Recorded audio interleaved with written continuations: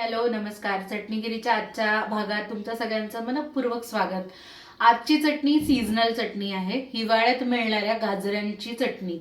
तर ही जी गाजरं आहेत लाल कलरची, हीच गाजरं त्याच्यासाठी अगदी उत्तम लागतात.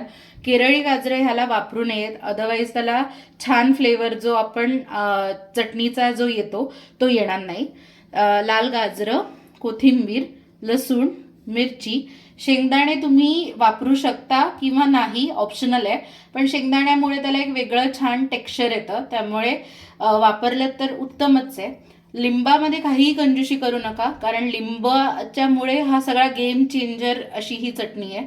आणि चवीनुसार मीठ, आणि त्याच्यानंतर मिक्सरमधून एकदा फिरवल्यानंतर आपल्याला फोडणी करायची. त्याच्यासाठी लागणारं तेल आणि जिरं आणि हिंग तुम्हाला आवडत असल्यास. तर एवढ्या साध्या सरळ सोप्या अशा इन्ग्रेडियंट्समध्ये ही चटणी बनते. आणि ह्याचा सीझन साधारण एप्रिलपर्यंत असतो, त्यामुळे तुम्ही ही चटणी नक्की करून बघा. चटणीत गाजराचे फायदे असे असतात की डोळ्यांसाठी गाजर खूप चांगलं असतं, रक्तप्रवाह वाढवतं. तर तुमची मुलं जर गाजर असंच खात नसतील तर ही चटणी करून जर तुम्ही त्यांना पोळीचा रोल करून वगैरे खायला दिलं तर ते नक्कीच आवडीने खातील.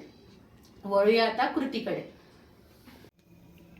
तर आता आपण डायरेक्ट मिक्सरमधनंच हे काढून घेणार आहोत. याला परतायची वगैरे गरज नाही आहे, डायरेक्टच ही कच्ची काढायची आणि मग त्याला फोडणी द्यायची. आत्ता मी या गाजराचे तुकडे केलेत, पण तुम्ही ह्याचं किसूनही चटणी करू शकता. सेम फक्त किसायचं, दोन्ही पद्धतीने चटणी होऊ शकते. आता ॲड करूया लसूण, मिरच्या, कोथिंबीर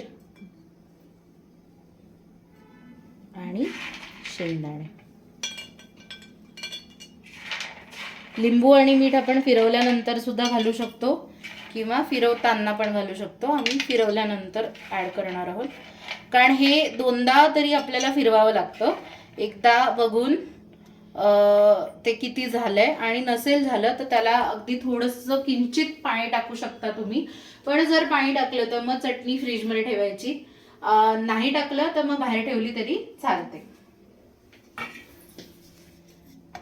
आता तुम्ही बघू शकता, हे पहिल्यांदा फिरवून आपलं झालंय, तर हे अशा प्रकारे होतं. आता आम्ही अगदी थोडंसं पाणी ऍड करणार आहे आणि परत एकदा फिरवून घेऊया आपण.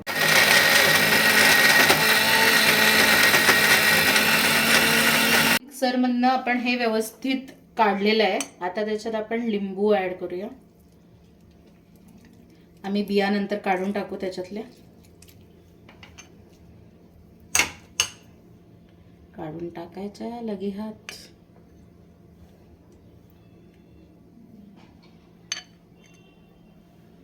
आणि मीठ.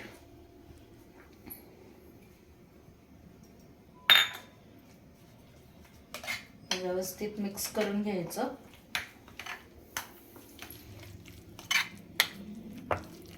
बघू शकता छान असं त्याला रंग आलेला आहे.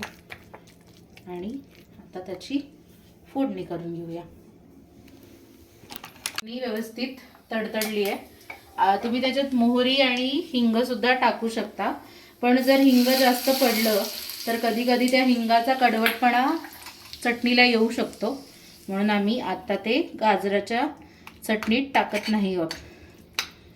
अशा पद्धतीने आपली ही गाजराची चटणी, सीझनल गाजरांची चटणी तयार झालेली आहे.